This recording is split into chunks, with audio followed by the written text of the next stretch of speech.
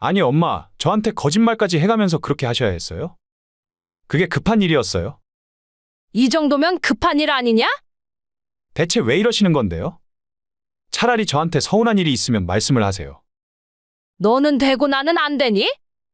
무슨 말씀을 하시는 건지 알아듣게 설명을 해보세요. 너 지난번 제사 때 출장 간다고 했던 날, 그때 처갓집 식구들이랑 어딜 갔다 온 거냐? 김 씨가 말을 하자 아들은 화들짝 놀랐습니다. 엄마가 그걸 어떻게 아셨어요? 넌 내가 끝까지 모를 거라고 생각했니? 세상에 영원한 비밀이 어디 있어? 나도 너한테 거짓말하고 놀러 가니까 금방 들켰잖니? 아니, 그건 제 입장에서 엄마가 서운해 하실까봐 그랬죠. 거짓말 한 게 더 서운할 거라고는 생각을 못했니? 사정이 있으면 당연히 못 올 수는 있다.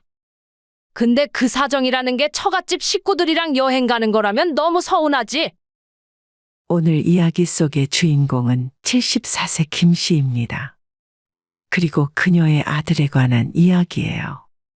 김 씨는 한평생 애지중지 키운 아들과 다른 일도 아닌 남편의 제사 때문에 다투게 될 거라곤 상상해 본 적도 없었습니다. 불과 몇 년 전까지만 하더라도 부모에게 이럴 수 있는 자식이 아니었거든요. 본심을 숨겨왔던 건지 아니면 결혼하면 원래 이렇게 되는 것인지 김 씨는 피눈물을 흘리고 말았습니다. 그저 자신을 조금 섭섭하게 하는 그 정도의 문제였다면 김 씨도 이렇게까지 서글픈 기분이 들지는 않았을 거예요.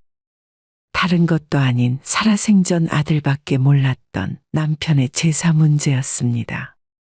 며느리와 손자까지는 어렵사리 이해라도 할 수 있었지만 아들만큼은 그래서는 안 된다고 생각했습니다. 아무리 글러먹은 자식이었어도 말이죠. 네 아버지가 살아계셨다면 정말 기뻐하셨을 거다. 그러셨겠죠. 조금만 더 사시다가 가시지. 아들의 결혼을 앞둔 어느 날이었어요. 그날도 남편의 제삿날이었죠. 남편은 남들보다 조금 이른 50대에 일찍 세상을 떠났습니다. 아들은 퇴근 후에 김 씨의 집으로 찾아왔습니다. 조촐한 제사상은 이미 김 씨가 차려둔 상태였어요. 김 씨와 아들은 함께 제사를 지내고 마주 앉아 늦은 저녁 식사를 했습니다. 직장에 다니는 아들이 피곤할까봐 남편의 제사는 늘 9시에 지내곤 했어요. 몇 번의 제사를 거치면서 슬픔이 많이 희미해졌다고 생각했는데 아들이 이제 곧 결혼한다고 생각하니 더 심란했어요. 아들 역시 말은 안 했지만 표정만 봐도 김 씨와 같은 생각이었죠. 당연한 일이었습니다. 남편은 살아생전 아들이라면 모든 것을 다 내어줄 정도로 아들에 대한 애정이 정말 큰 사람이었어요. 아들도 아버지의 넘치던 사랑을 잘 알고 있었죠. 너희 신혼집은 이 집에서 시작해라. 앞으로 아이 낳고 살려면 넓은 집 필요하잖아. 나는 혼자 사니까 작은 집에서 맘 편하게 살 거다. 이 집을 저한테 주신다고요? 그래, 원래 너희 아버지도 살아생전에 그렇게 하시려고 했어. 너 장가가면 집 주고 이사 가기로 했었다. 원래 남편과 평생 함께 살던 집은 남편이 세상을 떠나면서 김 씨와 아들에게 공동 상속되었어요. 아들은 앞으로 결혼하면 아이까지 낳고 살아야 했기 때문에 혼자 살게 될 김 씨보다 넓은 집이 필요했습니다. 아들은 30살에 결혼을 했고 며느리는 그 당시 나이로 27, 꽃다운 나이였죠. 김 씨는 살고 있던 아파트를 아들에게 비워주었고 20분 거리에 있는 15평 작은 아파트로 이사를 가게 되었습니다. 세금이나 이래저래 귀찮은 문제가 있어서 명의까지 정리한 건 아니지만 어차피 이제 아들의 집이 된 것은 기정사실이었죠. 아들은 결혼하고 1년도 채 지나지 않아 아이를 가졌고 이듬해 예쁜 손자도 태어났어요. 아들이 결혼하고 2년이 지났을 때 며느리는 처음으로 제사에 참석했습니다. 첫 해에는 임신을 한 상태라서 제사에 부르지 않았죠. 여느 때처럼 아들은 9시에 맞춰서 집에 도착했습니다. 오느라 고생했다. 어머님 상 차리느라 힘드셨죠? 제가 일찍 와서 도와드렸어야 하는데. 무슨 소리야? 너가 아기 보느라 힘들지.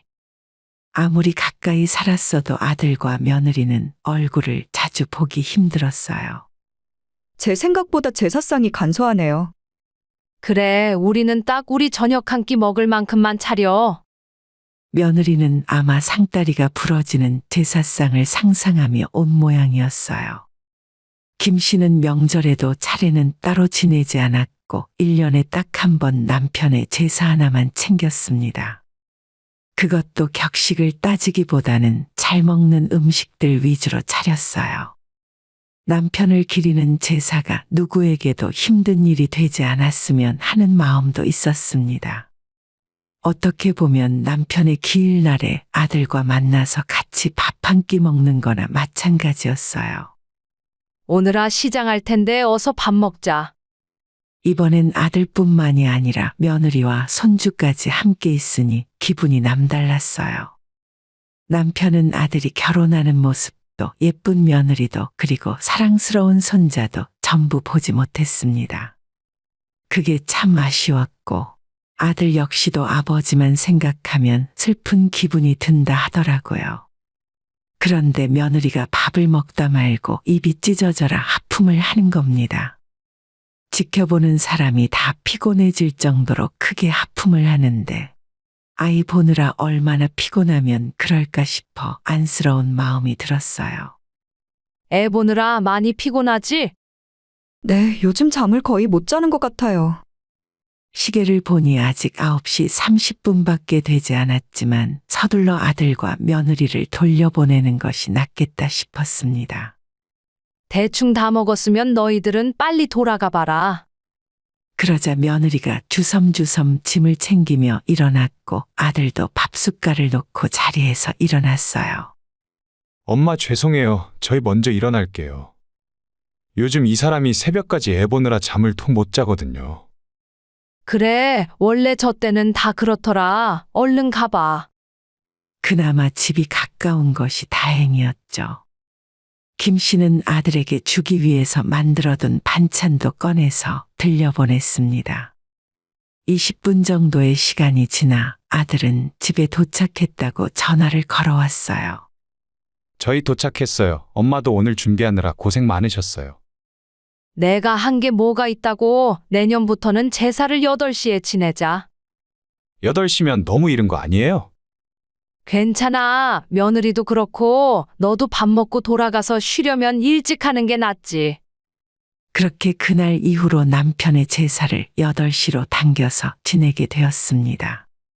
시간은 흘러 지금으로부터 약 3년 전, 어느새 손자는 초등학교 졸업할 때가 다 되어 있었어요. 너 왜 혼자 왔어? 그날도 남편의 제삿날이었고 아들은 8시에 딱 맞춰 김 씨의 집에 도착했습니다. 퇴근을 하고 집에 들렀다가 왔는지 옷차림은 편해 보였지만 며느리와 손자의 모습을 보이지 않고 아들 혼자 문을 열고 들어왔어요. 수호랑 수호 엄마는 그냥 집에서 쉬라고 했어요. 왜? 무슨 일 있니? 그건 아니고 수호가 요즘 많이 피곤해해요.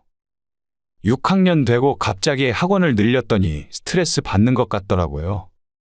아니 대체 학원을 몇 시까지 다니길래? 평소에 집에 오면 8시, 9시 그쯤이에요. 그리고 어차피 그 사람들은 아버지 얼굴도 못 봤는데 그냥 올해부터는 저 혼자 올게요. 아들의 말을 듣고 김 씨는 서운한 감정이 가장 먼저 들었습니다. 그동안 김 씨는 며느리에게 숟가락 하나라도 놓으라 시켜본 일이 없었어요. 다 차려진 밥상 맛있게 먹이고 집에 갈 때는 반찬도 만들어 들려보냈었죠. 그나마 아들이라도 찾아오겠다는 것에 감사라도 해야 하는 건가 싶었습니다. 요즘 젊은 애들은 다 그래. 언니가 이해해. 같은 아파트에 사는 친하게 지내는 동생이 다음날 김 씨의 이야기를 듣고 위로를 해주었어요. 우리 집은 밤 12시에 조상이 찾아온다고 꼭 그때 제사를 지냈었는데 요즘 며느리들은 세상 좋아진 줄을 몰라. 차라리 내가 언니네 집안 며느리 하고 싶네. 아니, 근데 며느리는 그렇다 쳐도 손주는 같이 와야 하는 거 아냐? 그래도 핏줄인데. 내심 김 씨도 같은 생각을 했었지만 제사 문제로 아들과 신랑이 하고 싶지 않았어요. 며느리도 손주도 한 번 본 적 없는 시아버지, 할아버지에 대한 애정이 없는 건 당연한 일이었기 때문에 억지로 제사에 참석하라고 강요하는 것도 우스운 일이었죠. 어쨌거나 아들만 제대로 찾아오면 됐지 하는 마음으로 그냥 넘어갔습니다. 그런데 이듬해 제사 때 그런 김 씨의 마음에 아들이 대못을 박는 일이 있었어요. 마침 남편의 제사가 토요일이었고 김 씨는 달력을 보고 내심 기분이 좋았습니다. 주말이니 며느리나 손주가 같이 올 수 있을 줄로 알았거든요. 제사를 며칠 남기고 아들에게 전화를 걸었습니다. 너희 아버지 제사가 올해는 토요일이잖아. 토요일이요? 아, 맞네요. 토요일. 혹시 토요일에도 수호 학원 가니? 토요일에는 안 가죠. 아들의 대답에 김 씨의 표정이 한결 밝아졌어요. 그럼 손주도 같이 오냐고 물어보려는 찰나 김 씨보다 아들이 먼저 입을 열었습니다. 근데 엄마, 저 이번 주 주말에 출장 가요. 뭐? 출장? 무슨 회사가 주말에 출장을 보내? 그러게 말이에요. 부산까지 가야 해서 일요일은 되어야 올라올 수 있을 것 같아요. 하필 1박 2일 주말 출장을 간다고 하길래 김 씨는 서운한 마음을 감출 수가 없었죠. 죄송해요, 엄마. 올해는 혼자서 지내시면 안 될까요? 남편 제사 때 한 번도 혼자 지내본 적은 없었지만 어차피 음식 준비도 여태 혼자 했기 때문에 어려운 일은 없었어요. 회사 출장이라는데 어쩔 수 없지. 부산까지 조심해서 다녀와라. 네, 이번만 이해해 주세요. 정말 죄송해요. 죄송하긴 일하느라 그런 건데. 그리고 토요일 저녁 김 씨는 처음으로 혼자 제사상 앞에 앉았습니다. 그날따라 유난히도 쓸쓸하고 초라한 제사상처럼 느껴졌어요. 이제는 아들마저 제사 지내는 걸 원치 않는 것 같은 기분이었고 올해를 마지막으로 내년부터는 각자 알아서 납골당을 찾는 걸로 대신하는 게 어떨까 고민이 되었어요. 며느리와 손주는 제사 때 얼굴을 비추지 않은 것이 몇 년이 되었고 그나마 찾아오는 아들도 1시간이 채 되기 전에 일어나 버리니 별로 의미 있는 일로 느껴지지 않았거든요. 처음 남편의 제사를 지낼 때 그때의 마음가짐과 많이 달라진 듯 했습니다. 차라리 아들도 제 아빠가 보고 싶을 때마다 납골당을 찾는 것이 더 나을 것 같다는 생각이 들었어요. 다음 날인 일요일 아침 김 씨는 혼자 외출 준비를 하다 말고 갑자기 손주 생각이 났습니다. 아들이 찾아오지 않아 반찬은 전해주지 못했지만 손주가 좋아하는 장조림이며 어제 만들어둔 동그랑땡은 아깝다는 생각이 들었어요. 어차피 집에 놔둬봐야 김 씨는 잘 먹지도 않을 텐데 그럴 바에는 직접 집에 가져다 주는 것이 낫겠다 싶었죠. 아들도 출장을 갔으니 집에는 며느리와 손주만 있을 것이었습니다. 집도 멀지 않으니 외출하는 김에 반찬을 가져다 줘야겠다고 생각했죠. 일단 집을 나서기 전에 며느리에게 전화를 걸었는데 받지 않았어요. 가야 하나 말아야 하나 고민을 하다가 일단 반찬을 챙겨 나왔습니다. 아들 집에 도착해서 초인종을 눌렀는데 인기척이 없더라고요. 며느리와 손주가 둘이서 외출을 했나 싶어 아들 집 문고리에 반찬을 걸어두고 돌아섰어요. 음식이 상하지는 않을까 걱정도 있었지만 며느리가 멀리 가진 않았을 거라 생각했고 날씨가 꽤 추웠기 때문에 그리 금방 상하진 않을 것 같았습니다. 아들네 아파트 정문을 막 빠져나왔을 때 며느리한테 전화가 걸려오더라고요. 어머님 전화하셨었어요? 제가 핸드폰을 무음으로 해놔서 어머님 전화 온 줄도 몰랐네요. 그래? 너 지금 어디니? 저야 집이죠. 무슨 일이세요? 집이야? 아니, 내가 방금 너희 집 앞에 있다가 왔는데 반찬 가져다 주러 왔다가 아무도 없길래 반찬을 그냥 문고리에 걸어두고 왔거든. 아, 그러셨어요? 아, 맞다. 아까 집에 오다가 현관에 뭐가 걸려 있길래 가지고 들어오긴 했어요. 저도 외출했다가 방금 집에 들어왔거든요. 그래, 반찬은 바로 냉장고에 넣어라. 그냥 지나가다가 그거 가져다 주려고 들렀어. 네, 어머님 감사해요. 맛있게 잘 먹을게요. 그렇게 이야기해놓고 김 씨는 가던 길을 가려고 하다가 아무리 봐도 뭔가 좀 이상했어요.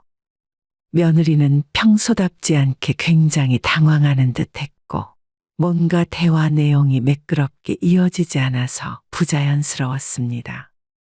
쎄한 느낌을 지울 수가 없어서 아들의 집으로 다시 돌아갔고 엘리베이터에서 내린 순간 현관 문고리에 본인이 걸어둔 종이 가방이 그대로 걸려 있는 걸 확인했죠.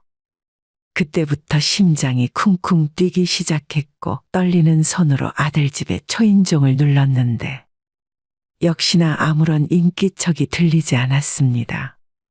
김 씨는 혹시나 하는 마음에 며느리에게 다시 전화를 걸었죠. 네, 어머님 또 전화하셨네요. 응, 반찬 냉장고에 잘 넣었나 해서. 수호 좋아하는 장조림이랑 동그랑땡 가져왔거든. 아, 안 그래도 지금 점심 먹을 때라서 바로 먹어보려고요. 정말 맛있어 보여요. 잘 먹을게요. 그래, 동그랑땡은 한번 데워 먹어라. 그럼 끊을게. 전화를 끊고 나니 김 씨의 머릿속은 더 혼란스러웠습니다. 대체 며느리가 거짓말을 해가며 자기를 왜 속이고 있는 건지 도무지 이해할 수가 없었죠. 김 씨는 그날 만난 친구에게 이 사실을 모두 털어놓았고 친구는 김 씨에게 핸드폰을 잠깐 달라고 말했습니다. 이래서 요즘 시대에 자식들이 하는 SNS를 부모도 같이 해야 하는 거야. 너는 원래 이런 거 안 하니까 애들이 끝까지 모를 거라고 생각했겠지. 친구가 어떤 사이트에 가입을 했더니 갑자기 아들과 며느리의 사진이 주르륵 나타났고 그 중에는 오늘 업데이트된 사진도 있었어요. 아들과 며느리 그리고 손자까지 다들 제주도 여행을 하는 중이었습니다. 애들이 자기들끼리 제주도 여행 가느라 미안해서 너한테 거짓말 했나 보네. 이럴 수 있어. 그냥 모른 척 하는 게 서로에게 좋아. 친구의 말에 김 씨도 서운한 마음과 거짓말을 한 아들에게 약간의 화가 나기도 했었지만 그냥 참고 넘어가야겠다고 생각하던 참이었어요. 근데 이 사람은 누구야? 친구의 손에 있던 핸드폰을 건네받았더니 아들의 세 식구 외에 두 사람이 더 있었습니다. 바로 사돈 부부였죠. 정말 아들에 대한 배신감이 치밀어 올랐고 김 씨의 친구도 이건 너무한 일이라며 자기가 더 크게 화를 냈어요. 친구와의 만남을 빠르게 정리하고 집으로 돌아왔는데 김 씨는 집까지 어떻게 왔는지 생각이 안 날 정도로 정신이 빠져 있었습니다. 정말 너무 서럽더라고요. 집에 돌아와 보니 식탁 위에는 어제 김 씨가 먹고 남은 제사 음식이 약간 남아 있었고 그걸 보니 더 힘든 마음이 드는 듯 했어요. 어떻게 다른 사람도 아니고 아들이 이럴 수가 있나 싶었습니다. 차라리 힘드니까 이제 제사 지내지 말자고 했으면 이렇게까지 서운하진 않았을 거예요. 거짓말까지 해가면서 제사에 오지 않는 아들에겐 이제 남편도 본인도 별로 중요하지 않은 것 같더라고요. 1년에 여러 날도 아니고 딱 하루인데 그게 그렇게 싫어서 출장을 간다고 거짓말까지 해가며 여행을 갔어야 했는지 이해를 할 수 없었습니다. 그 이후로 김 씨는 아들에게 한동안 전화를 하지 않았습니다. 보름이 지나 아들에게 연락해서 앞으로 남편 제사는 김 씨 혼자 지내겠다고 말했죠. 처음엔 어리둥절해하던 아들은 큰 의문 없이 알겠다 하고 그 뒤로 아들은 오지 않았습니다.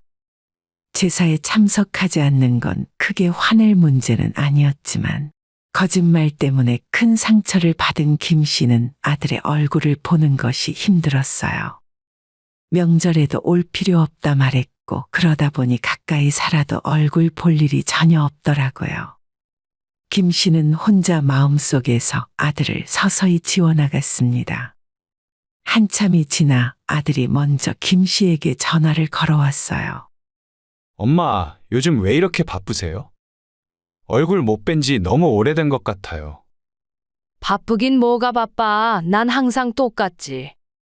근데 무슨 일로 전화했어? 아, 저희 집 등기가 아직 엄마 명의가 반이 들어가 있잖아요. 아들이 결혼할 때 비워준 아파트에 관한 이야기였습니다. 원래 남편 세상 떠나고 공동 명의로 상속이 되어 있었는데 아들은 이참에 아파트 지분 정리를 확실하게 하고 싶어 했어요. 그럼 아예 날짜를 정해서 법무사 사무소에서 뵙는 걸로 해요. 최근 들어 김 씨와 서먹하게 지내는 것이 신경이 쓰였는지 아니면 또 다른 꿍꿍이가 있는 건지 모르겠지만 이제는 완전히 넘겨받아야 한다고 생각한 듯 했습니다. 김 씨는 알겠다고 대답했고 아들은 들뜬 기색으로 자기가 날짜를 다시 정해서 알려주겠다고 말했어요. 그리고 며칠 후 아들과 약속한 날이 되었고 아들은 김 씨에게 전화를 걸었어요. 엄마 어디에요? 저는 법무사 사무소 다 왔어요. 그래? 근데 어쩌냐? 내가 오늘 급한 일이 생겨서 못 갈 것 같은데. 지금 약속 시간 다 됐잖아요. 왜 진작 말씀 안 하셨어요? 급해서 그럴 경황이 없었어. 내가 나중에 다시 연락해 줄게. 김 씨는 친구와 함께 제주도 가는 비행기에 탑승했습니다. 안 그래도 예전부터 친구가 제주도 같이 가자는 말을 했었는데 이번 기회에 여행을 하기로 했죠. 제주도에 도착하고 여행을 하는 동안 아들에게 전화와 문자가 계속 날아왔지만 전부 신경 쓰지 않았습니다. 첫날은 그렇게 넘어갔고 둘째 날이 되어 또다시 아들에게 전화가 걸려왔어요. 엄마, 진짜 어디 가셨어요? 집에도 안 계시던데. 나 지금 급한 일이 생겼다고 했잖니. 지금 배 타야 해. 전화 끊어. 배요? 갑자기 무슨 배를 타시는데요? 우도 들어가는 배 타야 해. 우도? 우도요? 엄마 제주도에 계신 거예요? 아니, 저희랑 법무사 가기로 한 날에 제주도를 뭐하러 가셨어요? 그게 급한 일이에요. 아들은 이해가 안 된다는 듯 목소리를 높였습니다. 아니, 엄마, 저한테 거짓말까지 해가면서 그렇게 하셔야 했어요? 그게 급한 일이었어요. 이 정도면 급한 일 아니냐? 대체 왜 이러시는 건데요? 차라리 저한테 서운한 일이 있으면 말씀을 하세요. 너는 되고 나는 안 되니? 무슨 말씀을 하시는 건지 알아듣게 설명을 해보세요.